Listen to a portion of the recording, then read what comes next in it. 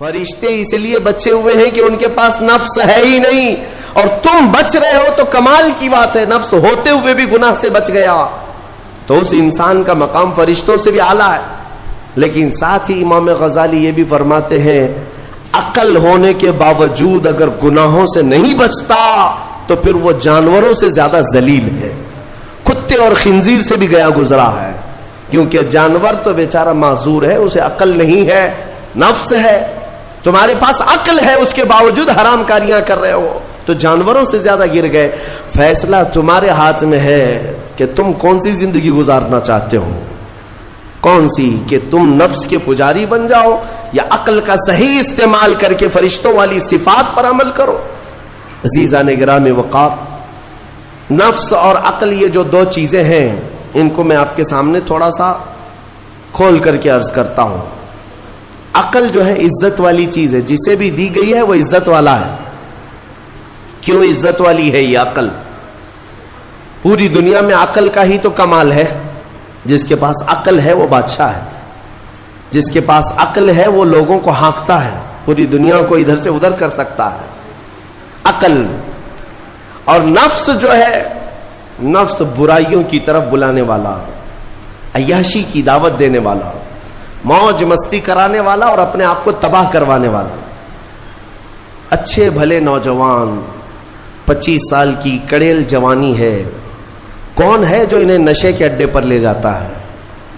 کون ہے جو ان کو تباہ و برباد کرتا ہے؟ نوجوان کو اچھی طرح سے معلوم ہے کہ میں کوکین، افیون، ہیروئن لوں گا تو میرے جسم کے ساتھ کیا ہوگا، اسے معلوم ہے، لیکن اس کے باوجود عیاشی کروانا یہ نفس کی عادت ہے۔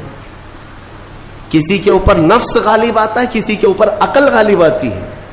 عقل جس کے اوپر غالب آ گئی وہ اچھا آدمی ہے، نفس جس کے اوپر غالب آ گیا وہ شیطان کا پجاری ہو گیا، نفس کی سننے والا۔ اب یہ دونوں جو چیزیں ہیں میں بتاتا ہوں آپ کو۔ روایت میں ملتا ہے کہ جب اللہ نے عقل کو بھی پیدا کیا اور نفس کو بھی پیدا کیا تو اپنے سامنے حاضر کیا، عقل سے پوچھا کہ اے عقل بتا میں کون ہوں اور تو کون ہے؟ عقل نے کہا یا ربی انا عبدک وانت ربی، اے اللہ میں تیرا بندہ ہوں اور تو میرا رب ہے۔ عقل نے کیا کہا؟ میں تیرا بندہ ہوں اور تو میرا رب ہے۔ اللہ نے عزت سے نوازا، اقرار کیا نا بندہ ہونے کا، عقل نے اقرار کیا۔ پھر نفس کو بلایا، نفس سے پوچھا بتا میں کون ہوں اور تو کون ہے؟ نفس نے کہا انت انت انا انا، تو ہے میں ہوں۔ یہ غرور تھا نفس کے اندر، یہ گھمنڈ تھا نفس کے اندر کہ میں ہوں۔ نفس جس کے اندر غالب آتا ہے وہ آج بھی یہی کرتا ہے، میں ہوں، کسی کے سامنے کیا جھکنا ہے۔ تو حکم ہوا کہ اس نفس کو 100 سال جلایا جائے۔ 100 سال جلایا گیا، اس کو عذاب دیا گیا نفس کو۔ 100 سال بھگتنے کے بعد، آگ کی تپش بھگتنے کے بعد اسے پھر لایا گیا نفس کو۔ اللہ تعالیٰ نے پوچھا اے نفس بتا میں کون ہوں اور تو کون ہے؟ نفس نے کہا انت انت انا انا، تو ہے میں ہوں۔ غرور نہیں ٹوٹا، گھمنڈ نہیں ٹوٹا۔ حکم ہوا اللہ کی طرف سے فرشتوں کو، اس نفس کو اب 100 سال تک بھوکا اور پیاسا رکھا جائے، کوئی چیز نہ دی جائے۔ اسے سخت سزا دی گئی، بھوک اور پیاس کی نفس کو کوئی چیز نہیں دی گئی۔ 100 سال کے بعد پھر اس کو حاضر کیا گیا، پوچھا گیا بتا کون ہوں میں؟ نفس نے کہا اے اللہ تو میرا خدا ہے، میں تیرا بندہ ہوں۔